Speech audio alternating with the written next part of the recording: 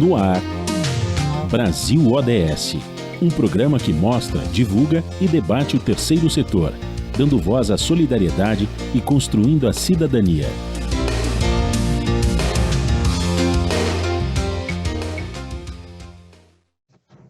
Olá, eu sou Joel Scala e começa agora o Brasil ODS, um programa do Observatório do Terceiro Setor com apoio da FAPESP, a Fundação de Amparo à Pesquisa do Estado de São Paulo.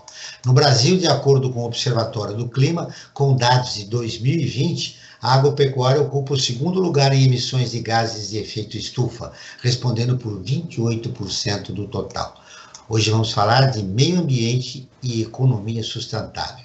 Participam Luciana Corrêa de Almeida Regitano, ela é formada em Medicina Veterinária pela Universidade do Paraná, pós-doutoranda no Serviço de Pesquisa Agrícola dos Estados Unidos e pesquisadora genética animal da Embrapa Pecuária Sudeste. Márcio Mendonça, engenheiro agrônomo, coordenador do Programa de Agricultura Urbana da ASPTA, uma organização não governamental que atua na agricultura familiar e agroecologia. Bom dia, Luciana. Seja muito bem-vindo ao nosso programa. Bom dia, Márcio. Bom dia. A co-apresentação do programa é de Frank Valverde, que também trará os destaques do site do Observatório do Terceiro Setor. Você vai conferir as notícias do mundo direto de Nova York com Ana Paula Loureiro, da Rádio ONU. Bom dia, Frank. Bom dia, Joel. Bom dia, Joel. Bom dia, Luciana. Bom dia, Márcio. E bom dia a você que está em sintonia aqui com o Brasil ODS na Rádio Brasil Atual. Para iniciar, Joel, eu queria dar um destaque sobre o ODS que nós vamos tratar hoje, o ODS de número 2, que trata de fome zero e agricultura sustentável. E que no seu texto está muito claro: acabar com a fome, alcançar a segurança alimentar e melhoria da nutrição e promover a agricultura sustentável. Acrescentando que ODS significa Objetivos do Desenvolvimento Sustentável e que fazem parte da Agenda 2030 da ONU, que busca o quê? Um pacto global por um mundo mais justo e sustentável, Joel. Agora sim, os destaques da semana, o que de mais importante aconteceu na semana que você gostaria de registrar? Além da Copa do Mundo, né, que cria um clima bastante favorável, bastante agradável no mundo inteiro, né, a cada 4 anos, eu queria registrar não tão boas notícias, né, que são, até em função da Copa do Mundo, nós vimos aí o cantor e compositor Gilberto Gil, uma pessoa extremamente respeitada, não só no Brasil, mas no mundo inteiro, inclusive foi ministro da Cultura do Brasil, muito bem representando a área da cultura no Brasil e também no exterior, sendo agredido não porque votou num determinado candidato, não, porque defende a democracia.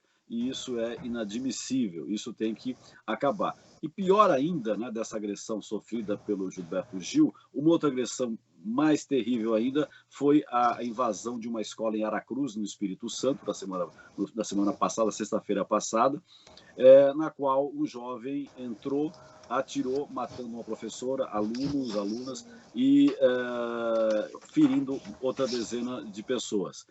Isso é inadmissível. Acho que o futuro governo que está entrando do presidente Lula vai ter um trabalho muito grande de pacificação nacional, de voltar o Brasil a ser aquele país que tinha uma tolerância com o outro, que era tolerante, que conseguia entender que as pessoas de posições divergentes podem viver tranquilamente. Esse grupo perdeu as eleições, isso ficou bastante claro, eleições que foram limpas, eles não admitem isso, e está na hora deles começarem a refletir e pensar num novo Brasil que se inicia a partir do dia 1º de janeiro de 23. A produção de apenas 1 quilo de carne bovina libera na atmosfera 2 quilos de metano e 50 quilos de dióxido de carbono. A redução de consumo de carne seria uma alternativa para preservar o meio ambiente, Luciana? Olha, Joel, esse é um problema extremamente complexo que não pode ser atacado, ao meu ver, por uma única estratégia. Nós precisamos, sim, adotar múltiplas estratégias que permitam reduzir esse impacto da produção bovina. É importante lembrar que quando nós falamos de ODS, nós estamos falando de um desafio enorme, gigantesco. Aliás, eu assisti outro dia a entrevista do Paulo Artacho, e é exatamente isso que ele comenta, que nós nos comprometemos com algo impossível. Então, se nós nos comprometemos a reduzir a fome a zero, a dobrar a produção de alimentos até 2030, e, ao mesmo tempo, manter a diversidade, manter os ecossistemas, nós não temos ideia do tamanho do problema que nós temos a enfrentar. É óbvio que redução do consumo é uma estratégia, mas, ao mesmo tempo, nós precisamos adotar tecnologias que permitam produzir carne, que é uma proteína de altíssima qualidade, que tem um potencial muito grande de reduzir a fome e a desnutrição, principalmente a anemia, que é um problema crônico da humanidade, em rápido. Né? A carne é um alimento que tem um potencial muito grande de resolver parte desse problema de desnutrição. Mas nós precisamos adotar estratégias que reduzam a emissão de metano, não só a emissão de metano, mas a degradação do ambiente de um modo geral decorrente dessa produção. O Brasil lidera a produção agrícola sustentável, segundo o IPEA, Márcio. Tivemos avanços importantes na economia sustentável. Para começar a sua participação no programa, como nós podemos ainda crescer mais, né? O que é necessário para que a agricultura sustentável se consolide no nosso país ainda mais?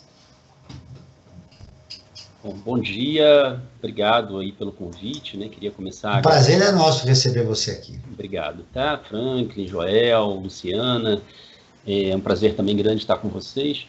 Eu acho que a gente tem um desafio não só da pacificação, mas realmente de garantir a democracia, né? O Franklin começou falando sobre isso, eu acho que realmente a gente tem esse desafio, né? É de colocar ideias, de trocar ideias, né? E eu acho que o que a gente faz aqui nesse momento, né? De ouvir, né? Diferentes opiniões e né? Perspectivas, né? É super importante para o nosso país. Eu vou puxar lá da linha de raciocínio da Luciana, né? Porque eu acho que ela foi bem feliz, né? Em trazer, eu não sou especialista, né, em pecuária, mas eu acho que a mesma coisa que acontece para a pecuária acontece para a produção vegetal, né? É uma questão do modelo de produção, né? Não adianta a gente querer acabar com a produção de carne ou determinadas culturas no Brasil, mas acho que a gente precisa pensar a forma como se faz, né? Forma como se faz a agricultura, né? Então, a agricultura extensiva, com queimadas, agricultura não racional, vamos chamar assim, né? Que não pensa no ambiente, ela é uma agricultura fadada a degradar, a acabar com o nosso meio ambiente, né? Então a gente precisa, no campo da pecuária, no campo da agricultura de produção vegetal, né, fazer uma agricultura que seja mais sustentável. Acho que a gente tem boas iniciativas no país, né? Precisa investir em pesquisa, precisa reconhecer, né? E aí eu vou me aventurar no campo da pecuária, né, em dizer que a agricultura familiar, ela é uma agricultura que ela é muito diversificada, né? Eu estou trazendo para um campo de atuação meu, né? Da agricultura familiar. E na agricultura familiar, a gente tem produção de animal, né? Produção animal.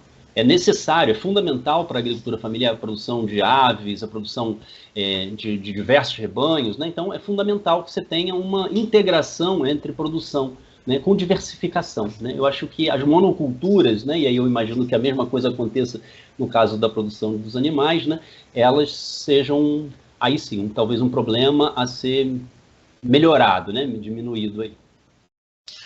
O país apresentou a melhor taxa de crescimento do indicador que analisa a produção agropecuária por emissões totais de gases estufas. Entre 1990, lá no século passado, até 2020 agora, 3,92% na pecuária e 3,93% na agricultura. Me parece que é um equilíbrio aí, né, na emissão de gases estufa, Luciana. Mas o que esse dado tem a dizer para nós, para a sociedade? Nós temos espaço aí para trabalhar, né? Nós temos espaço aí tanto na agricultura quanto na pecuária, para reduzir esses índices. Nós sabemos, por exemplo, que, trazendo aqui para o meu campo de trabalho, os bovinos, existe uma enorme variabilidade genética com relação à eficiência com que os animais utilizam os alimentos. E isso também tem relação com a quantidade de metano que vai ser liberado pelo processo de digestão. Então, não só na área genética, que é a área que eu trabalho, mas existem intervenções nutricionais que podem também auxiliar tanto na eficiência quanto na redução de metano para a atmosfera. E esses números também deixam claros que a agropecuária não é o único e grande vilão nessa história. Nós temos outros vilões tão importantes ou até mais importantes do que a agropecuária que precisam também contribuir, trazer suas contribuições para esse cenário. Então, com relação à produção, eu tenho segurança em dizer que nós temos como reduzir esses índices. Como muito bem colocou o Márcio, é muito uma questão de como fazer. Tem a agricultura, a produção familiar, que é uma produção nem sempre reconhecida pela importância que ela tem para o país, mas mesmo que você produza em maior escala, existe sempre formas de se produzir mais e melhor. Um dos trabalhos que vem sendo desenvolvido, não só pela Embrapa, mas muito fortemente pela Embrapa, é a integração lavoura, pecuária, floresta, que tem um potencial enorme de reduzir, de mitigar a emissão de metano, porque ao mesmo tempo em que o bovino emite metano, as plantas que estão crescendo ao seu redor são capazes de fixar esse carbono, e esse carbono não vai para a atmosfera. Além disso, você fazer as rotações de cultura, de lavoura e pecuária, melhora a qualidade do solo. E aí tem um potencial enorme, porque o Brasil, ele tem áreas imensas de pastagens degradadas. E também existem grupos da Embrapa trabalhando nessa frente, mostrando que a pastagem degradada é o grande vilão. Porque se você tem uma pastagem crescendo de forma saudável, ela está fixando boa parte do carbono que é emitido pelos bovinos. Então, existe realmente um campo muito grande de atuação aí da ciência, e a gente espera que as mudanças recentes nesse país sejam muito positivas também para o investimento em ciência. Faço votos e estou aqui na torcida para que isso aconteça, né? Porque o que a gente viu nesses últimos anos,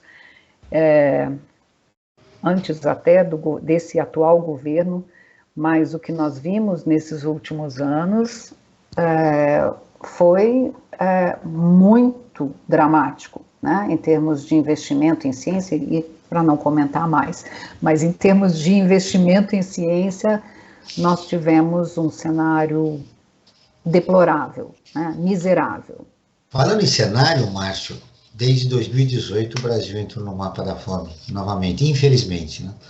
O que contribuição a agricultura sustentável pode dar para esse quadro que o país vive desde 2018? Obrigado, Joel. Eu vou começar puxando também ali, né, dialogando com a Luciana, né, porque estou plenamente de acordo com vários aspectos do que ela traz, né? Primeiro que se a gente não tem, né, a gente tem, um patrimônio no país, né, que é a Embrapa, e não só a Embrapa, mas a gente tem empresas estaduais de pesquisa, né, extensão rural, né, que são muito importantes para fazer com que você promova um diálogo, não vou nem dizer que é levar a tecnologia, né, da área da pesquisa para o campo, mas é promover um diálogo, né, promover um diálogo em que a pesquisa possa ouvir, né, os agricultores, as agricultoras, suas demandas, e ao mesmo tempo retornar e fazer uma pesquisa participativa e tudo mais, né?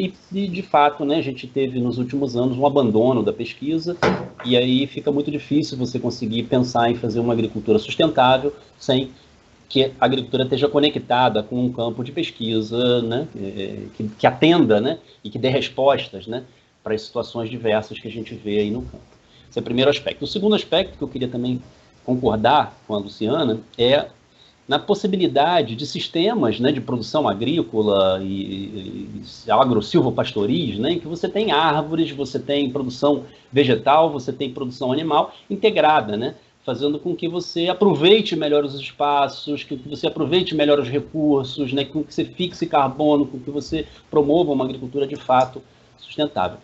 Eu queria levantar um elemento que eu acho que também é importante aqui para a nossa reflexão, que é o elemento da redução, né, do uso de insumos químicos, de agrotóxicos, de venenos, né, que são contaminantes, né, e que a gente precisa também colocar na nossa pauta aqui de reflexão, né, porque fazer uma agricultura sustentável certamente significa você estimular processos biológicos, processos mais ecológicos, né, adaptados para a produção vegetal, animal, né, para a agricultura e agropecuária no país. Bom, entrando um pouco mais na questão da fome, do combate à fome, né, a gente hoje, na SPTA, né, nos movimentos da agroecologia, a gente tem adotado, né, essa ideia, né, ou essa proposta, né, da agroecologia como uma perspectiva produtiva, de modelos de agricultura, mas não só, né, mas também uma perspectiva política, né, de ocupação dos territórios, né, de reconhecimento, valorização, né, das comunidades tradicionais, né, da forma como se relaciona com a agrobiodiversidade. Então, a agroecologia, ela assume, né, esse papel, né, esse entendimento dentro da nossa parte, né, de uma agricultura sustentável, né, e que não só produz alimentos saudáveis, né, porque eu vou também fazer um diálogo com a Luciana, porque ela mencionou a agricultura familiar, né, e não só a agricultura familiar, é claro, né, mas a agricultura familiar como uma agricultura mais sustentável, ou que diversifica. Eu acho que diversificar sim, mas também na agricultura familiar a gente tem uma matriz tecnológica muito perversa, muitas vezes, né? A gente tem a agricultura familiar adotando modelos agrícolas de produção baseada em insumos químicos, em contaminações, em uso massivo de agrotóxico. Então, a gente precisa fazer uma transformação da agricultura, né, toda, né, da agricultura familiar, da agroecologia. É claro que a agricultura familiar, ela, por natureza, né, por ser uma escala menor, né, ela tende a produzir o alimento para a família consumir, ela tem outras relações de território, né, mas ela também precisa, vamos chamar de agroecologizar, né? E eu acho que temos um potencial muito grande, né, aí na agricultura familiar, e não só na agricultura familiar, numa agricultura sustentável, em não só produzir alimentos para alcançar mercados de nicho, né, mercados orgânicos, mercados de alto valor comercial e de exportação, mas também, e principalmente, eu diria, né, para cumprir um outro papel, um papel social, de alimentar a nossa população, né? Hoje, acabar com a fome. Grande parte dos alimentos, né, que a gente consome no país vem da agricultura familiar, mas eu acho que a gente tem um potencial grande, né, de que essa agricultura familiar, e não só ela, se torne agriculturas mais sustentáveis, né, baseadas aí, né, no enfoque da agroecologia, e que possam ajudar no combate à fome, né, produzindo diversidades de alimentos, porque, só mais uma última observação, antes de retornar, o que a Luciana falou lá, né, na matriz genética, você tem uma variedade enorme de raças, né, animais no Brasil que podem ser exploradas. A mesma coisa na agricultura, né? O que acontece é que se a gente restringe, por exemplo, a poucas variedades de milho, né, a poucas variedades de plantas, né, você está perdendo uma diversidade enorme, com reconhecimentos territoriais enormes, com potenciais nutricionais enormes. Então é preciso pensar uma agricultura que ela seja diversificada, que ela reconheça, né, as variações que existem também no território. O território brasileiro é enorme. Variações culturais, né, que existem no país. Variações culturais. No país, você tem a Amazônia, você não pode querer a mesma produção, né, no sul do Brasil e na Amazônia. Você tem diversidades no país, né, e a gente precisa reconhecer isso no combate à fome, né?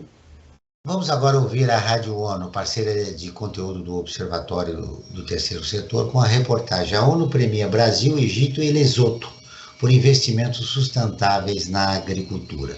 A Ana Paula Loureiro, de Nova York, tem as informações.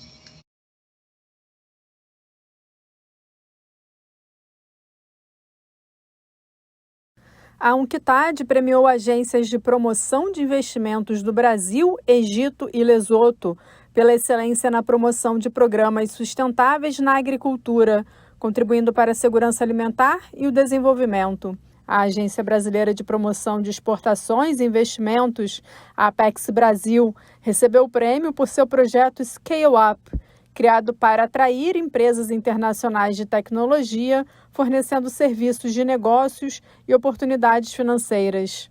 O programa, realizado em parceria com empresas de Israel, Japão e Singapura, facilitou o estabelecimento de 15 empresas no Brasil, entre elas startups de agrotecnologia, que ajudam com ferramentas e sistemas tecnológicos inovadores para otimizar a produção agrícola, detectar rapidamente pragas e doenças e contribuir para uma agricultura resiliente ao clima. Os efeitos da guerra na Ucrânia, as interrupções na cadeia de suprimentos relacionadas ao Covid-19 e as inundações e secas arrasadoras causadas pelas mudanças climáticas desencadearam uma crise alimentar global. Para a UNCTAD, a iniciativa de grãos do Mar Negro, apoiada pela ONU, trouxe algum alívio, mas são necessárias soluções de longo prazo para lidar com a escassez global, especialmente nos países em desenvolvimento. A secretária-geral da agência, Rebecca Greenspan, ressaltou o desafio que o mundo enfrenta. Ela disse que a atual crise alimentar pode se transformar rapidamente em uma catástrofe alimentar de proporções globais em 2023. Da ONU News em Nova York, Ana Paula Loureiro. Você está acompanhando o Brasil ODS, um programa do Observatório do Terceiro Setor, hoje com apoio da FAPESP, a Fundação de Amparo à Pesca do Estado de São Paulo, hoje falando sobre meio ambiente e economia sustentável, com Luciana Regitano e Márcio Mendonça. Agora vamos à nossa enquete. O que os nossos seguidores votaram a respeito do tema do programa de hoje, Franklin Valverde? Perfeitamente, Joel. A cada programa que nós realizamos aqui na Rádio Brasil Atual, nós fazemos uma enquete. Não tem base científica, como eu costumo sempre alertar a todos e a todas, mas serve para nós termos uma noção como as pessoas que nos seguem nas nossas redes sociais têm uma opinião sobre o tema que vai ser abordado. No caso de hoje, meio ambiente e economia sustentável. Nós fizemos a seguinte questão: você acredita que a sua alimentação vem de fontes sustentáveis de produção? E olha só o resultado, Joel. 14% diz que sim. 86% das pessoas disseram que não acreditam que a alimentação vem de fontes sustentáveis de produção. É um resultado bastante interessante, né? E, Joel, tem uma questão aqui, né, para ser colocada. Nós temos visto nos últimos tempos, né, uma certa influência do agronegócio, principalmente na questão da publicidade, da propaganda, né? O agro é pop, o agro é maravilhoso, não tem coisa melhor que o agro, né? Que sorte que o Brasil está dentro do agro. Mas a história parece que não é bem essa, né? Acho que a situação ela precisa ser um pouco mais refletida, essa questão do papel do agronegócio. Eu gostaria que tanto a Luciana como o Márcio colocasse para os nossos ouvintes um pouco sobre essa questão. Qual que é o real papel do agro e do agronegócio e no que ele dificulta essa implantação de uma agricultura realmente sustentável. Vamos começar pela Luciana. Franklin, essa é uma questão muito importante, realmente. Nós estamos lidando com um mundo midiático, né? E esse mundo midiático, ele acaba gerando muitas distorções, né? Nesse momento, eu estou lendo aquele livro Sapiens, que é um livro muito interessante, onde fica muito claro a capacidade do ser humano de se comunicar, né? A linguagem teve um papel muito importante na nossa soberania, no nosso sucesso enquanto espécie, se é que podemos chamar assim, né? Mas pelo menos sucesso de sobrevivência e de soberania, não há dúvida. Eu costumo dizer que eu tenho vergonha de pertencer a essa espécie, quando eu faço essa reflexão né, de qual é o nosso papel nesse planeta. Mas, de qualquer forma, existe uma distorção aí, né, na tentativa de mostrar a importância, e quando você começa a utilizar métodos de marketing e propaganda, e isso acaba gerando essa inconsistência, essa distorção na visão do que é um agronegócio. Porque se nós formos pensarmos, agronegócio também é a produção familiar, né? Na medida em que essa produção precisa gerar renda para a família que está produzindo. Então, agronegócio é todo e qualquer negócio relacionado à produção agropecuária. Agora, nós,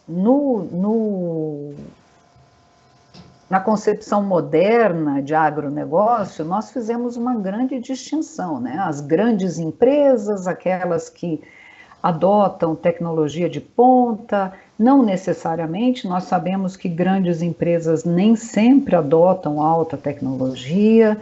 Então, para mim, essa história é simplesmente uma distorção marqueteira, né? Marqueteira. A gente tem que tomar cuidado, e eu acho que um dos papéis muito importantes dos pesquisadores e das instituições de pesquisa é educar. É educar a opinião pública, é educar o público em geral, é formar recursos humanos capazes de educar, que ajudem a reduzir essas distorções. Tá. Márcio. Eu vou aqui. Bom, a agricultura ela é feita, né, sobre a terra, né?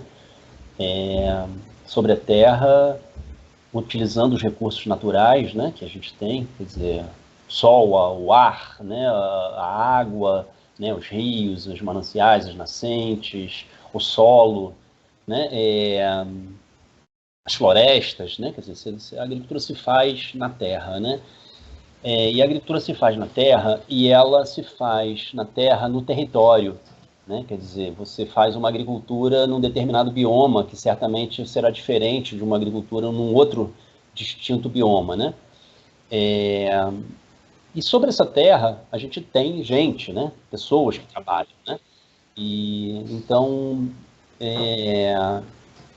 mesmo você tendo, né, uma agricultura empresarial, né, de um negócio que está localizado num centro do sudeste do Brasil, né, mas o negócio sendo realizado lá no centro-oeste, ou onde for na Amazônia, né, mas quem está fazendo agricultura lá são os agricultores de lá, né, são as pessoas de lá, né. O que eu acho que é muito ruim, pernicioso, é quando a gente desconecta, né, a agricultura da terra, né, dos elementos da natureza do lugar e das pessoas que estão ali, né? Quando você tem conflitos, por exemplo, por terra, né, e aí você tem disputa de terra indígena né, e terra para exploração de pecuária mais extensiva. Ou quando você faz uma agricultura descontextualizada, seja na escala, eu concordo com a Luciana, seja na escala, né, pequena, né, então quando você tem projetos, né, de desenvolvimento de certas culturas agrícolas que não têm vocação naquele ambiente, né, e que você precisa, então, fazer uma agricultura muito artificial, né, para o ambiente, seja numa escala pequena, seja numa escala grande, né? Então, se você descontextualizar a agricultura, né, do ambiente, né, e do território, não é só do ambiente, mas do território, as pessoas que vivem ali, as pessoas que têm relação com aquele lugar, né, aí eu acho que a gente corre bastante risco, né, e riscos de disputas, e riscos de contaminações, e por aí vai, né. Então eu acho que a agricultura, né, ela precisa dialogar, né, dialogar com o lugar, dialogar com as pessoas, com os conhecimentos das pessoas daquele lugar, né, e pensar estratégias que sejam estratégias de produção, né, e aí, de novo, né, retornando à conexão da agricultura com a pesquisa, que pode se levar informações, né, do que se produz naquele tipo de ambiente, para aquele lugar, né, que sejam estratégias sustentáveis de produção da agricultura, de manejo de solo, de fertilização, de diversificação de culturas, de rotação de culturas, de controle, né, de eventuais pragas e doenças, até as estratégias de mercado, né, porque aqui nós estamos falando em economia sustentável, né, e eu não sou especialista no campo da economia, mas eu imagino que a economia sustentável ela também tenha diferentes dimensões, né, desde uma dimensão da economia familiar, né, na casa das pessoas, né, e aí se a gente for pensar, né, as pessoas em situações de maior vulnerabilidade, né, se virar para botar o alimento na mesa, para pagar a conta do dia, quer dizer, essa é uma economia também que a sustentabilidade dela está no sobreviver, né, até economias de exportação, de outras escalas, né, então uma economia sustentável ela tem que perpassar as escalas, mas ela, né, ela precisa também, né, ser uma economia que seja sustentável para todas as escalas, né. Então, acho que é um pouco essa abordagem né, das múltiplas escalas e das conexões que se faz, né, entre a agricultura, os territórios e as pessoas, né? O estudo ajuda na seleção de bovinos que engordam mais facilmente e emitem menos metano. Resultados indicam que a alimentação bovina influencia na emissão residual de metano. Esse estudo que você participou, né, Luciana? Vocês pegaram 2 grupos de bovinos, um com alimentação tradicional, o outro com alimentação alternativa, e chegaram a resultados interessantes, né? Sim, esse é um grande projeto, Joel, é um projeto temático financiado pela FAPESP, no qual nós tentamos ver o boi não como um indivíduo, mas como um conjunto de seres vivos. Né? Então, tanto que o título do projeto é Holobionte, né? Que o bovino, assim como todas as espécies, todos os seres vivos, na verdade, são um ecossistema individual. Então, nós estamos olhando para a relação que existe entre o bovino e todos os micro-organismos que habitam o trato digestivo desse animal. E como essa relação se dá em termos de genoma, ou seja, como o conjunto de genes que está presente nos micro-organismos afeta o conjunto de genes do bovino e vice-versa. Então, nesse primeiro estudo, nós demonstramos que é possível analisar as fezes dos animais para obter informações que dizem respeito também ao rumen. E conseguimos associar algumas desses micro-organismos que estão presentes no rumen e nas fezes à quantidade de metano emitido por um animal, assim como ao nível de eficiência com que esse animal utiliza os alimentos. E é interessante porque você estava comentando que são 2 grupos de tratamento nutricional, e o nosso grupo de pesquisa, ele utilizou um experimento que já estava implantado no campo, na Embrapa, na época, de um outro grupo de pesquisa da Embrapa que trabalha com eficiência no uso da água para a produção animal. E nesse projeto do colega Júlio Palhares, eles estavam propondo comparar a alimentação tradicional com a alimentação baseada em subprodutos, que é justamente uma forma de tentar circularizar essa produção, de tal forma que você utilize partes de um alimento que foi produzido para alimentação humana, os resíduos desse alimento que não são próprios para alimentação humana vão servir de alimento para o bovino. E com isso você dilui a quantidade de insumos necessários para produzir o alimento do bovino. Você divide já uma parte. Em uma larga escala, a gente já sabe dos benefícios que esse estudo trouxe. Mas em relação aos produtores, eles estão sensíveis a essa mudança? Bom, esse é um estudo bem preliminar, Joel. Nós trabalhamos com apenas 52 animais nesse projeto. Agora nós estamos ampliando essa coleta de amostras, uma vez que nós demonstramos que é possível utilizar fezes ao invés de utilizar conteúdo ruminal, e que isso é muito mais prático do ponto de vista de acesso à amostra, porque para acessar conteúdo ruminal do animal tem que utilizar métodos muito invasivos, que seriam impossíveis de, na prática, nós instituirmos, por exemplo, um kit diagnóstico baseado em amostras de rumen. Então, o nosso estudo tem por objetivo desenvolver ferramentas diagnósticas, e para isso nós precisávamos de amostras que fossem acessíveis. Agora que nós percebemos que sim, confirmamos a nossa hipótese de que as fezes servem como amostras biológicas, nós vamos passar a coletar fezes de um número muito maior de animais. Nesse momento, nós estamos em uma parceria com a Associação Brasileira dos Criadores de Zebu, em que nós já temos mais de 500 amostras coletadas de animais que têm eficiência alimentar mensurada e todas as informações de produção mensuradas, para que a gente possa utilizar essa informação numa escala compatível com a produção genética de bovinos no Brasil, de bovinos Nelore particularmente. Então, não sei se eu me fiz clara, mas a ideia é ter um número de animais que nos dê segurança de dizer qual é o padrão de micro-organismos que está efetivamente associado com essas melhorias na emissão de metano e na eficiência alimentar. Ô, Márcio, você falou da produção de alimentos, você citou os territórios, né? A produção artificial de alimentos em determinados territórios, que não tem muito a ver com a cultura da comunidade local, né? Aonde no país nós encontramos uma produção, uma agricultura sustentável que tem esse respeito, né? Por exemplo, a gente sabe que no Nordeste, por exemplo, a produção de mandioca é muito maior do que aqui no Sudeste, né? Eu me lembro de ter feito uma reportagem há alguns anos sobre isso. Que local, né? Que espaços, que territórios aqui no Brasil onde se respeita essa característica cultural, né, das comunidades, e se produz alimentos que tenham sentido, né, para quem mora naquela região. Tá, vamos lá, Joel.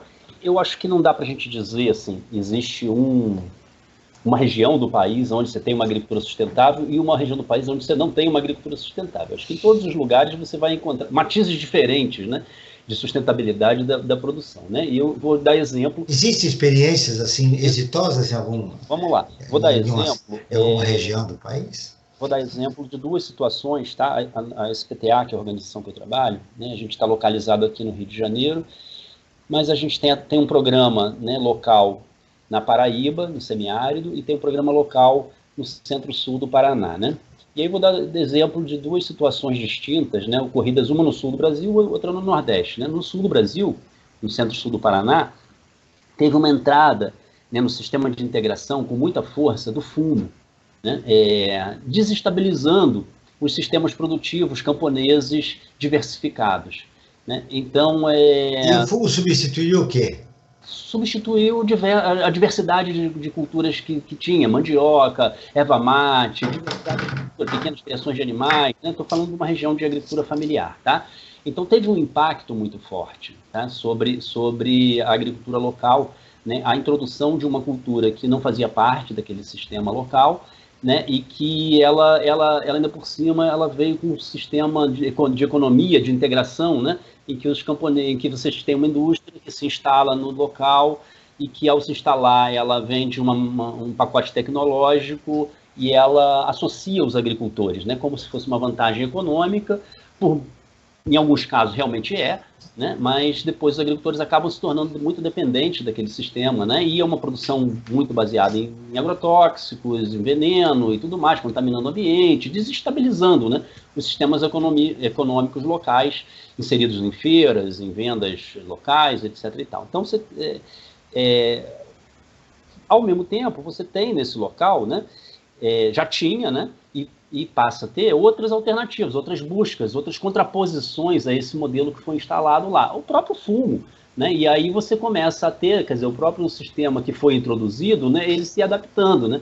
Você começa a ter fumo ecológico, né, integrado com outras lavouras, quer dizer, aonde o fumo pode ser uma das alternativas econômicas para uma agricultura familiar. Eu estou falando de uma situação, né? Então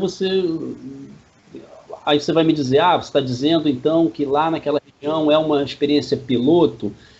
Não estou dizendo que é uma experiência piloto, eu estou dizendo que ao mesmo tempo a gente tem numa mesma região, né, experiências que foram problemáticas para os agricultores, experiências dos agricultores de resistência, de sobrevivência, né? A introdução, né, do milho transgênico teve um impacto muito grande sobre esses agricultores que têm uma tradição de produção de milho diversificado, milho crioulo, né? Então você tem, ao mesmo tempo, você tem uma resistência desse milho crioulo, uma tentativa, né, de criar ambiente de distanciamento para que um milho não contamine outros, e por aí vai. Ou seja, eu estou dizendo que talvez a gente não tenha, assim, a experiência perfeita, né, e nem a experiência... Não tem, mas né? Você trouxe uma coisa interessante. É o seguinte, os agricultores em determinadas regiões do país são seduzidos em ganhar mais. Aí eles mudam o modelo de produção. No caso do Paraná, você citou, chegou o fumo. De que políticas públicas seriam importantes para esclarecer esses produtores a respeito das vantagens e dos perigos, né, desta mudança? Uhum. Eu acho que assim, vamos lá, deixa eu só volto aí já, né? Mas também na Paraíba, né, no semiárido da Paraíba, a gente teve introdução, por exemplo, de cultura de batatinha, batata inglesa, né? E de algodão, né? Então são introduções que elas, assim, quando entram, são de fora, né? E vêm, elas precisam ser adaptadas, né? E esse processo de adaptação, às vezes ele é conflituoso, né? Às vezes ele gera impactos negativos, né? Ao mesmo tempo que a gente conseguiu, então, trabalhar a batatinha ecológica, trabalhar o algodão ecológico, né? O uso inclusive uma pesquisa com a Embrapa, né? De algodão, que você tem colorações do algodão natural, né? E que permitiu que você tivesse, né, o processamento desse algodão, né? Então, o que eu estou querendo dizer é que existem situações distintas, né? E que no mesmo território você tem uma disputa, né? Você tem uma tentativa de adaptação que aquilo se territorialize de uma maneira mais sustentável, vamos chamar assim, como é o nosso tema aqui, né? Eu acho que políticas públicas, né, que consigam perceber isso, né, que consigam estimular, por exemplo, uma entrada de algodão, né, de um algodão ecológico que promova as comunidades, que promova as autonomias, que organize cooperativas, né, ou produções de alimentos, né, que façam com que esses alimentos, porque, vou voltar num assunto que eu falei lá atrás, a gente pode pensar uma agricultura ecológica, orgânica, agroecológica, sustentável, como uma agricultura com finalidade de encontro de nichos de mercados, né?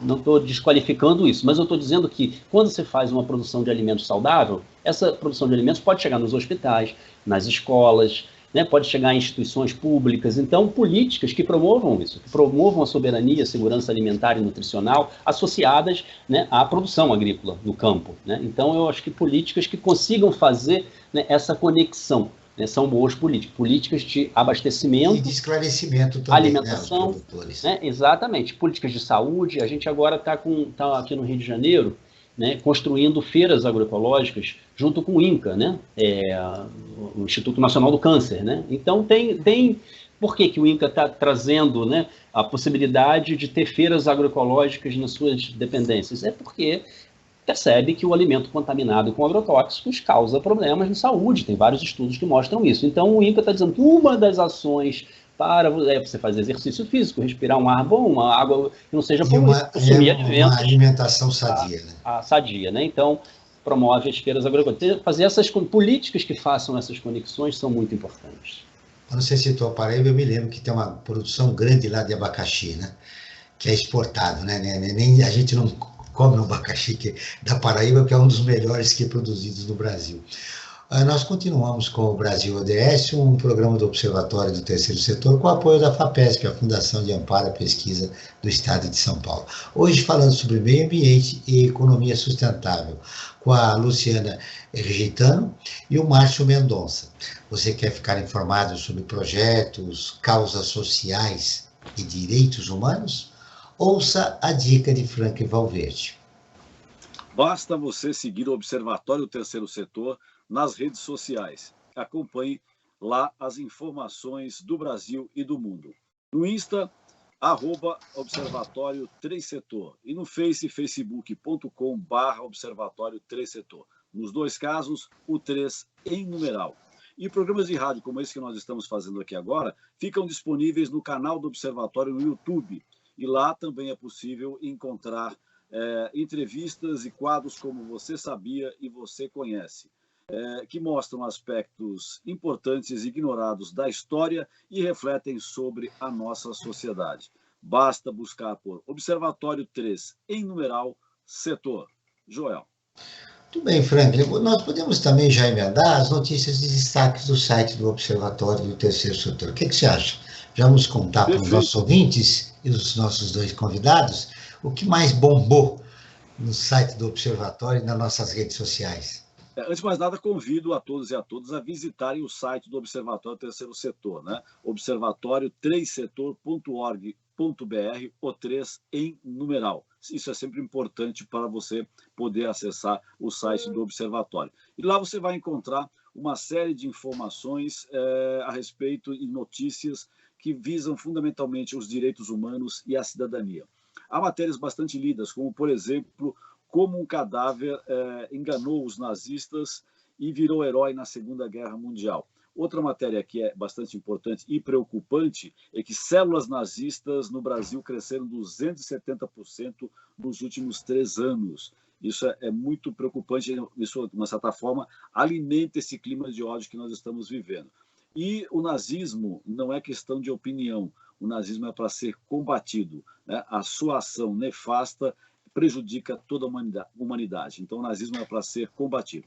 E a matéria que eu quero dar um destaque especial, ela trata sobre a COP27, que foi realizada aí recentemente, né? É impossível alcançar a justiça climática sem combater o racismo e o patriarcado. Esse foi um dos grandes temas abordados na COP27. Essa é uma matéria que está no nosso site, que ela foi escrita pela Júlia Bonin, né? A nossa repórter, e lá diz que entre os dias 6 e 18 de novembro aconteceu no Egito a COP27, né? E lá a ONG, né, que é Crioula, né, que é a Coalizão Negra por Direitos, representou uma série de organizações do terceiro setor, né, e esteve presente e denunciando essa situação e mostrando essa necessidade de que, para alcançar a justiça climática e combater o racismo, é extremamente necessário para que o mundo viva num equilíbrio melhor.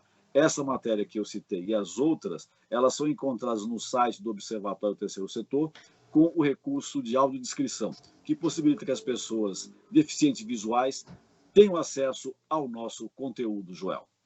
Ô, Franklin, você lembra que nós fizemos um programa direto lá da COP27, né, do Egito, com o professor Paulo Atacho, que foi citado pela Luciana aí, falando do desafio que nós teremos nos próximos anos, né, em relação ao meio ambiente aqui no nosso país.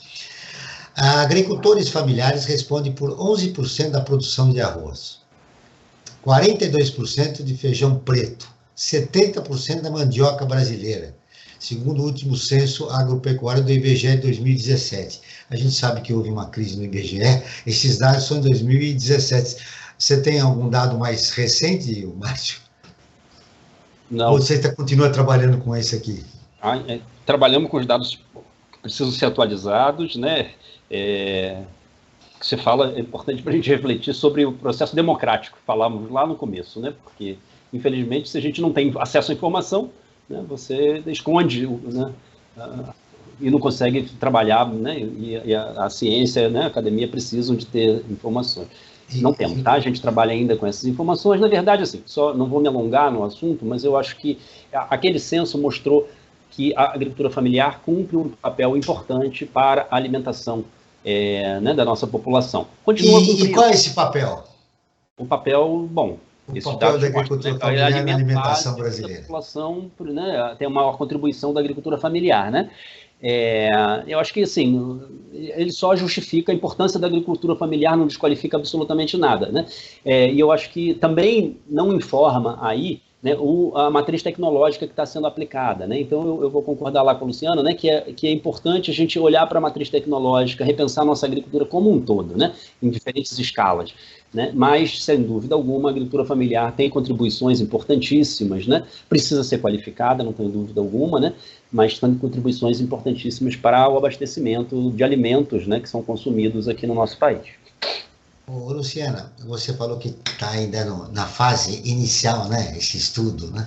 Eu estava perguntando a respeito do comportamento dos produtores em relação aos resultados. Aí você me falou, nós estamos ainda colhendo dados para consolidar uma opinião realmente consolidada a respeito desse assunto dos gases que são emitidos pelos bovinos, né? Quais são as próximas fases do estudo?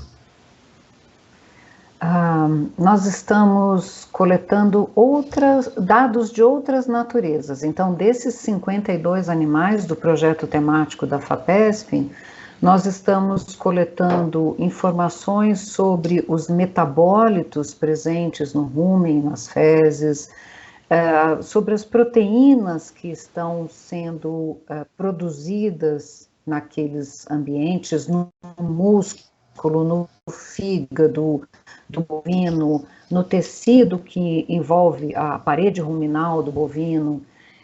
Nós estamos também analisando a expressão dos genes, né? O RNA mensageiro, os RNAs não codificadores, que são moléculas muito importantes que fazem essa comunicação entre os dois grupos de seres vivos, né? Entre o bovino e os micro-organismos. Então, é um estudo bastante complexo, onde nós pretendemos, até o final desse projeto, final do ano que vem, ter um quebra-cabeças montado, nos mostrando como se dá essa interação dos genes do bovino com os genes dos micro-organismos que o habitam.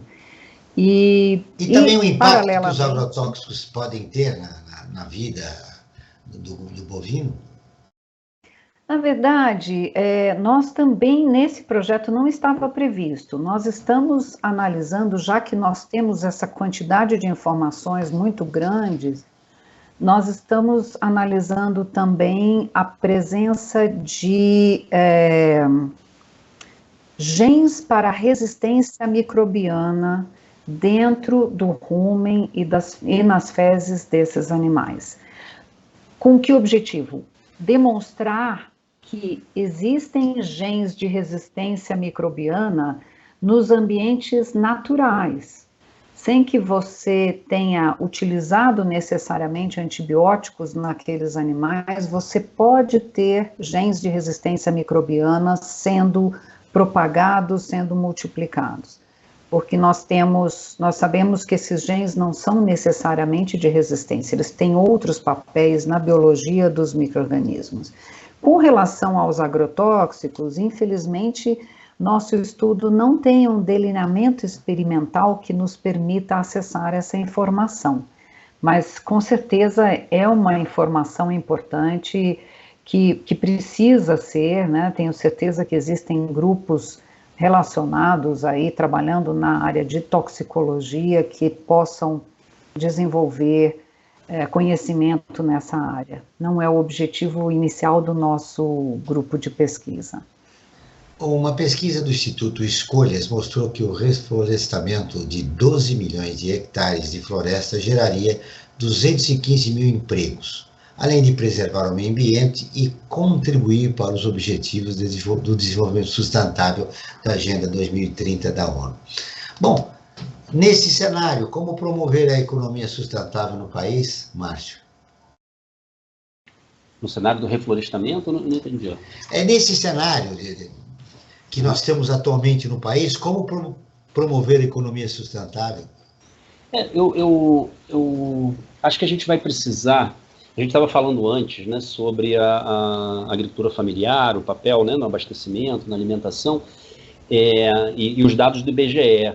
E eu estava aqui pensando, a gente tem uma falta de um lapso de informações, né, que a gente precisa revisitar isso, né, no mesmo momento que a gente tem uma diminuição né, de apoio, né, as políticas voltadas para a agricultura familiar foram desmontadas nos últimos anos, né? Então, a gente vai precisar reconstruir políticas, né? Eu acho que tem um desafio colocado, né? Você está me perguntando, né, como é que a gente faz agora. Eu acho que a gente tem um desafio colocado de reconstruir políticas, né, para a agricultura familiar que sejam políticas direcionadas para o abastecimento, que sejam políticas direcionadas para uma produção ecológica sustentável. Não é só produzir alimento, qualquer tipo de alimento, é produzir alimento de uma maneira sustentável, que não polua, que não, né? E aí eu estou colocando essas questões porque eu acho que elas andam associadas à questão do reflorestamento, das reservas legais, né, da recuperação ambiental, de sistemas, né, como a gente falou lá no começo do programa, né, de sistemas agroflorestais, onde você tem combinações de árvores, né, de produção vegetal, produção animal, quer dizer, você tem uma produção integrada.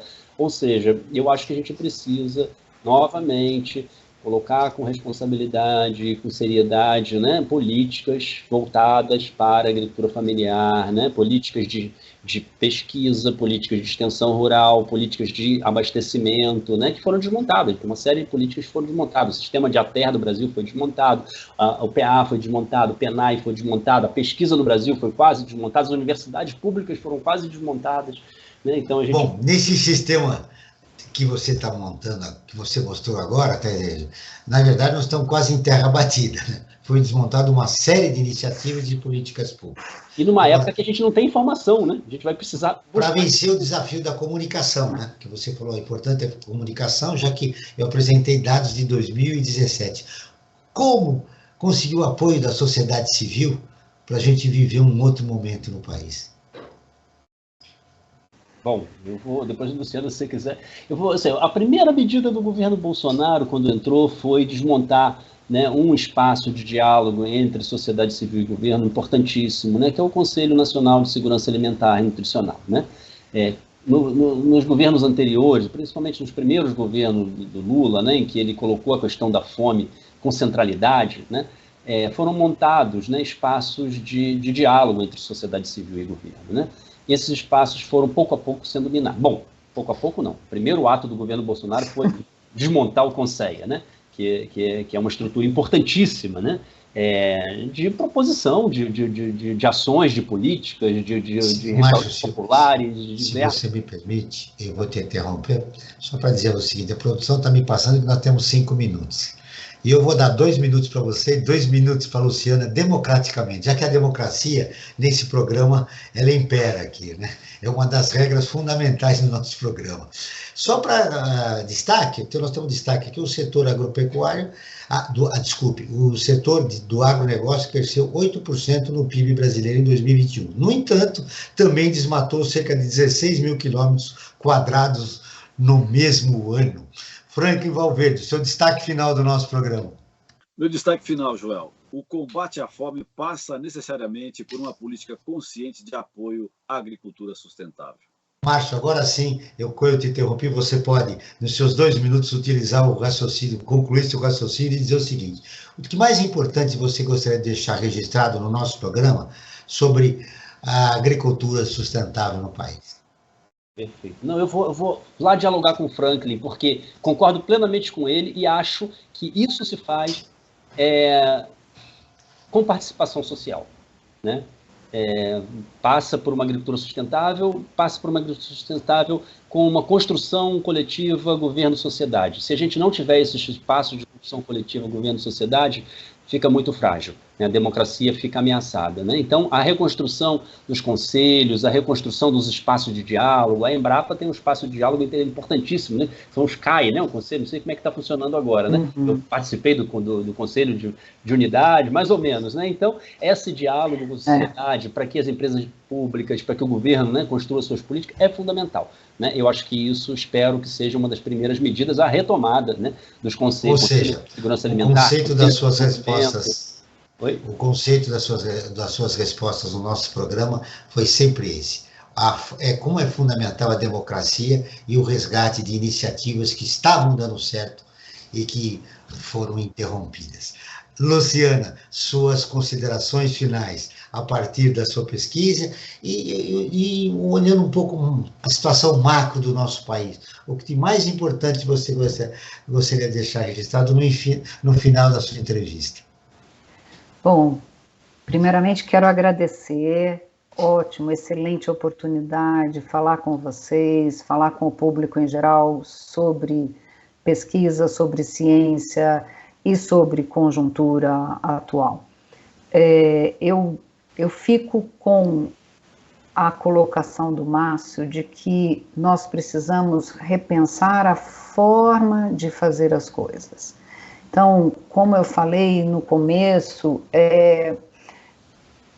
não é uma questão que possa ser, a gente não tem como resolver esses problemas de aumentar produção, seja ela vegetal, seja animal, ainda reduzindo o impacto ambiental, sem um alto investimento em tecnologia, em educação, em conscientização e repensando a forma como nós fazemos as coisas.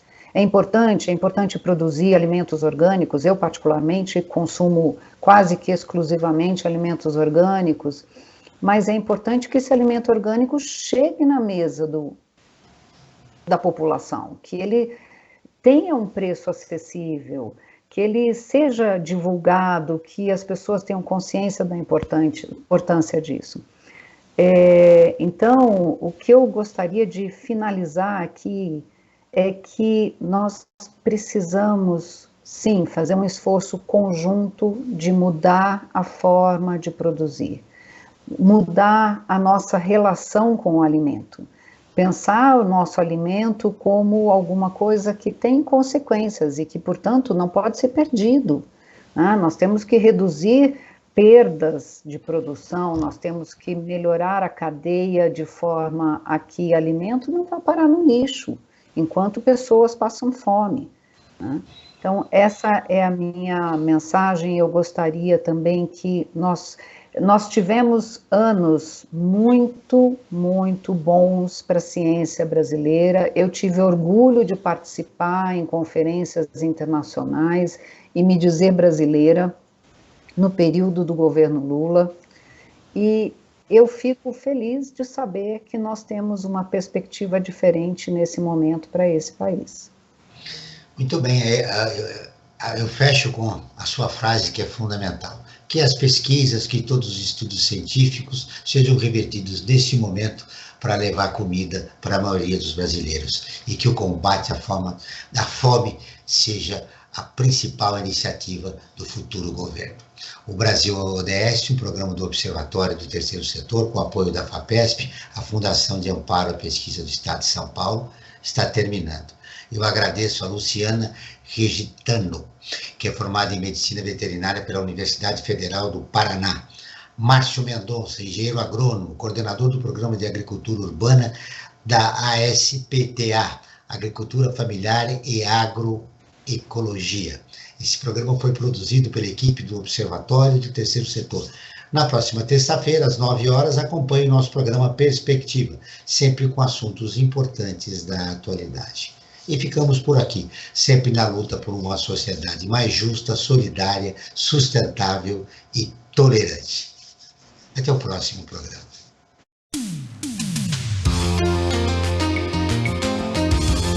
Você acabou de ouvir Brasil ODS, um programa do Observatório do Terceiro Setor.